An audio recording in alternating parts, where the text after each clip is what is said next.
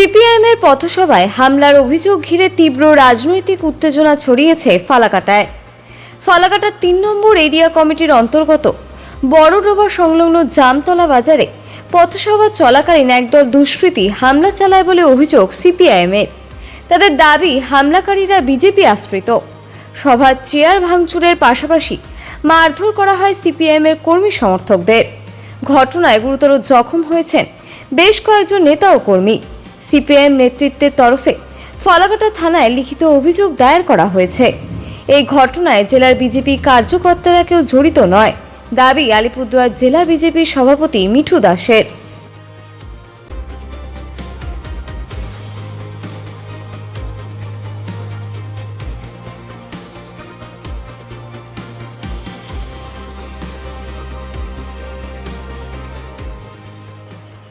আমরা ভারতের communist party Falakata ৩ নম্বর area কমিটির পক্ষ থেকে বড়ডোবা এলাকার জামতলা মোড়ে, যেটা কুচবিহার লাগোয়া, সেখানে আমাদের একটা সভা ছিল। সেই সভার মূল দাবিটা ছিল মূলত এই সময়কালের মধ্যে মানুষের জীবন যন্ত্রণা প্রত্যেক দিন বাড়ছে। তেলের দাম বাড়ছে, চিনির দাম বাড়ছে, চালের দাম বাড়ছে। সেই সমস্ত জীবন যন্ত্রণার কথা মানুষ কার কাছে বলবে? সেই মানুষের জীবন যন্ত্রণার কথা তুলে ধরার জন্য আমাদের এই কর্মসূচি সংগঠিত হয়েছিল। হঠাৎ করে আকস্মিক বিজেপির কিছু দুর্বৃত্ত, যাদের আমরা বিজেপির কর্মী বলতে লজ্জা হয় আমাদের, যারা হলো ভারত মাতার বন্দে মাতরম স্লোগান দিতে দিতে, নরেন্দ্র মোদীর জিন্দাবাদ বলতে বলতে তারা এসে অকথ্য ভাষায় আমাদের কমরেডদের উপর আক্রমণ করে।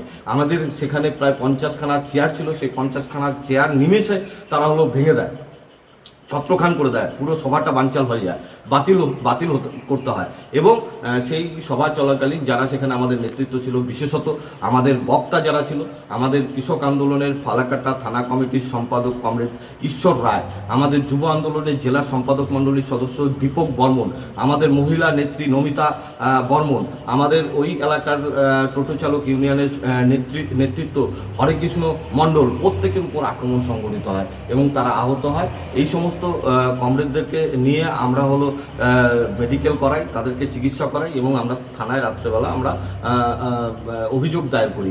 আমরা এই আক্রমণের মধ্য দিয়ে গোটা রাজ্যে তৃণমূল বিজেপি নির্বাচনের পূর্বে যে কথাগুলো বলেছিল যে ভয় আউট ভরসা ইন, আসলে এই আক্রমণের মধ্য দিয়ে যে আতঙ্কের পরিবেশ, যে ভয়ের পরিবেশ তৃণমূল সরকারের সময় আমরা দেখেছিলাম পশ্চিমবাংলার মানুষে, আসলে বিজেপি সরকার আসার পরেও এর পরিবর্তন হয়নি। এরাও একই ধাঁচে আমাদের রাজ্য সরকার, আমাদের ডবল ইঞ্জিনের সরকার পরিচালনা করতে চাচ্ছে, আসলে ভয় দেখাতে চাচ্ছে। আমরা ভীত নই। এই আক্রমণের বিরুদ্ধে যারা আক্রমণ করলো তাদেরকে গ্রেপ্তারের দাবিতে আমরা নিশ্চিতভাবে আরও বৃহত্তর লড়াই, আন্দোলন, সংগ্রামের পথে হাঁটবো। এটুকুই হলো আমাদের এই সময়ের আলোচনা বা কথা।